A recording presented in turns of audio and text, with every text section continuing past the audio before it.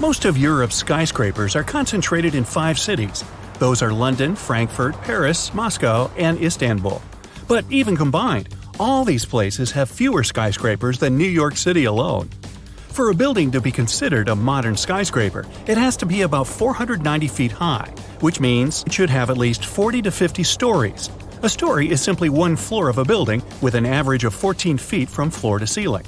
If you had visited the U.S. just before the 1870s, you'd have found only one skyscraper. The home insurance business in Chicago was the world's first high-rise building with 10 floors. Wow! In Europe, the first skyscrapers appeared in Moscow. They were called the Seven Sisters, but they were built only in the mid-1900s. North America started to construct more and more high-rise buildings. It happened because cities were getting too populated. Every piece of land was too valuable. New York's skyline is so famous you'd probably recognize it even if you've never been to this city before. It's the same for Paris. But could you imagine the Eiffel Tower surrounded or even blocked by skyscrapers? It would surely lose some of its magic. La Défense district is where you'll find skyscrapers in Paris. This way, they don't interfere with the romantic and touristic scenery of the city. In London, things are done a bit differently. Some of its skyscrapers have unusual shapes. One of such constructions is the Gherkin. If you get stuck in this building, you'd really be in a pickle. Another interestingly shaped skyscraper is the Shard. There's one more nicknamed the Cheese Grater. These are not their official names, of course, but they do make sense if you look at the shape of these buildings. But it's not some random architectural concept. The reason the skyscrapers are shaped like this is not to obscure St. Paul's Cathedral. By the way, the top of this monumental construction is visible even from King Henry VIII's mound, and that's a great distance away. Anyway, there are also other sites, like the Tower of London and the Palace of Westminster. They have their own viewpoints. So, not to ruin London's skyline, it's not allowed to build anything that would block these monuments. Most European cities already existed when the U.S. started to build its first skyscrapers. That's why they didn't have much space to fit in giant buildings. Evenly zoned cities were the result of their steady growth throughout the years. For example, in Lisbon, there's a viewpoint in Eduardo VII Park. From that point, you can see all the park and the river. If suddenly there was a bunch of 490-foot-tall buildings standing around, this gorgeous view would be totally ruined. You wouldn't see the iconic avenue, and forget the river. Instead, there are buildings. Like Lisbon, many other cities in Europe don't want skyscrapers to spoil their cultural heritage. Take Germany. Most of their skyscrapers are in Frankfurt. In other cities, they'd rather protect and restore the buildings that are already standing. And even if, let's say, Berlin wanted to home some skyscrapers, it wouldn't be able to do it in any case. Its soil just wouldn't allow it. Put a skyscraper there and it'll sink. Constructing a foundation for a very tall building in Berlin would mean investing a lot of money.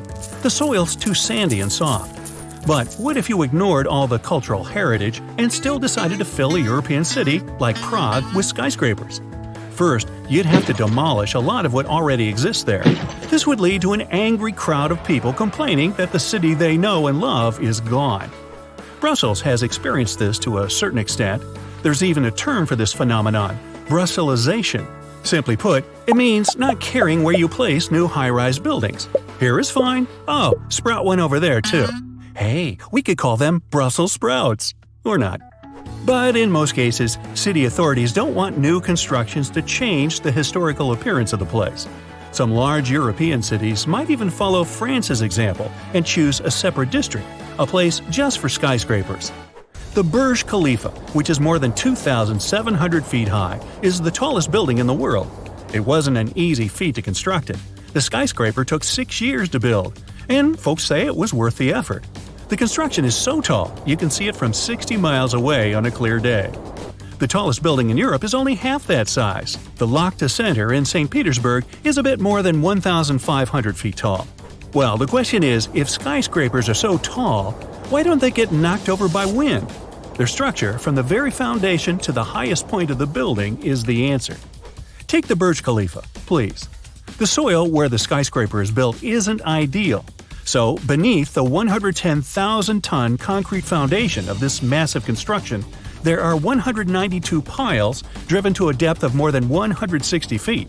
Thanks to the friction between the concrete and soil, these piles don't move at all, creating a solid foundation.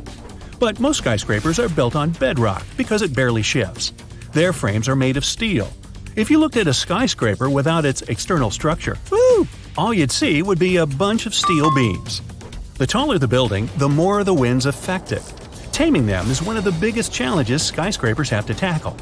Imagine you're on one of the top floors of a skyscraper. Suddenly, a strong gust of wind hits the building. The entire construction starts wobbling, and you can feel it even inside. You might even get knocked over if you don't grab onto something. To avoid such a situation, most skyscrapers have a pendulum-like structure inside. It absorbs some of the wind's force. This thing is called a tuned mass damper. The mechanism acts as a counterweight. When the skyscraper gets hit by the wind, it's the tuned mass damper that moves instead of the building. Some high-rise constructions don't need this pendulum. The Shard, for example, deals with the wind with the help of its tapered shape, and Shanghai Tower uses its 120-degree twist. Both skyscrapers have incredibly smart structures. That's why they don't get too wobbly when the wind hits them. The Shard doesn't have a tuned mass damper whatsoever, and the one in Shanghai Tower only serves as a tourist attraction. Before a building's design is finalized, it normally undergoes a wind tunnel test. A model city is built and tested with this new super tall addition. When the experts turn the wind on, it simulates real-life conditions. Let's say the model skyscraper breaks under the wind's pressure during the test. Then the chances are it's going to tumble over in real life too. Winds up there can be so strong that things like wind turbines have become a thing. The Bahrain World Center has 3 of them right in the middle of the building. But there are some others. Strata SE1, for example, has wind turbines at the top. There's a phenomenon called the downdraft effect. It's accelerated winds near the skyscraper. When a powerful gust of wind hits a high-rise building, it gets pushed upward around the sides of the construction and down toward the street. That's why if you're passing by a particularly tall building on a windy day, you might have to force your way around. But let's say several square-cornered skyscrapers are built next to each other. Then they're likely to channel the wind through the streets. This can create many hurricanes on especially windy days. A study once examined 100 tallest buildings that were about to be dismantled by their owners. It turned out most of them had an average lifespan of a mere 42 years, but some of them can last much longer. For example, the Temple Court building is still standing to this day. At 150 feet, it's a bit smaller than others, but it's already seen 100 winters throughout its life. Now, the first thing that comes to mind when you think of getting rid of a building is dust, debris, and deafening noise. But things aren't quite as dramatic as that for most skyscrapers. When you want it gone, you take it apart, bit by bit. This process starts from the top and goes all the way down to the bottom. Voila! The building is slowly disappearing in front of your eyes. Abracadabra.